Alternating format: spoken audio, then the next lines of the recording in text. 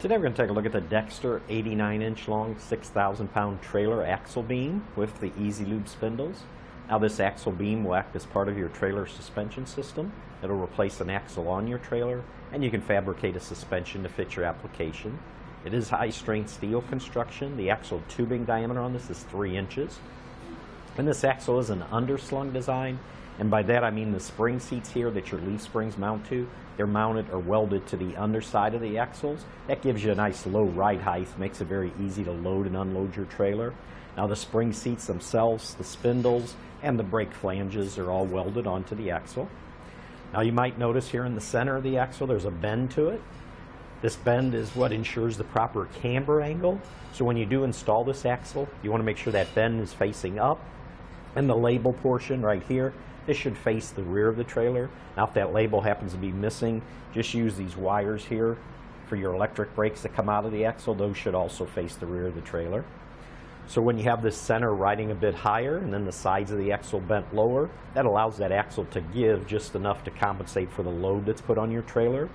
This bend will create a nice zero camber angle for even road to tread contact across the width of your trailer's tires, and ensures that the angle of the wheels that are installed is correct for your towing needs.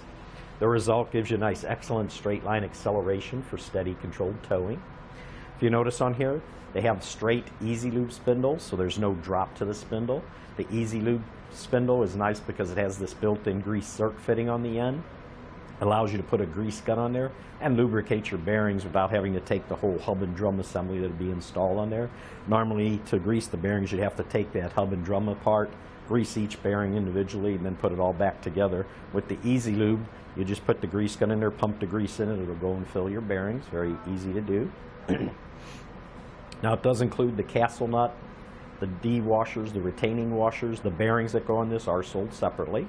If you notice the brake flange, it is a 5-bolt brake flange with the studs. And this is made in the USA. Weight capacity on this is 6,000 pounds. Now when you do buy an axle, there are 2 critical measurements you want to be aware of. The first one is hub face to hub face length. On this one, now with the hubs and drums installed on this, you'll measure from the hub face all the way across the axle to the hub face on the other side. And that'll give, on this one, will be 89 inches, and that's with the hubs installed.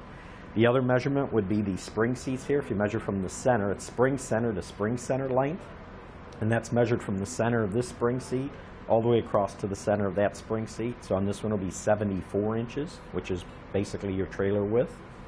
And the last thing I do want to mention is when we do ship these, we don't ship them like this unprotected. What we end up doing, we put a coat of grease on here to help prevent any corrosion, and then we'll take these thick rubber covers here and slide them on to protect the spindles just like that, and then we wrap them, and you can see that one over there has one on also. So when they're shipped, that protects the spindles from any damage. But that should do it for the review on the Dexter 89-inch long 6,000-pound trailer axle beam with the Lube Spindles.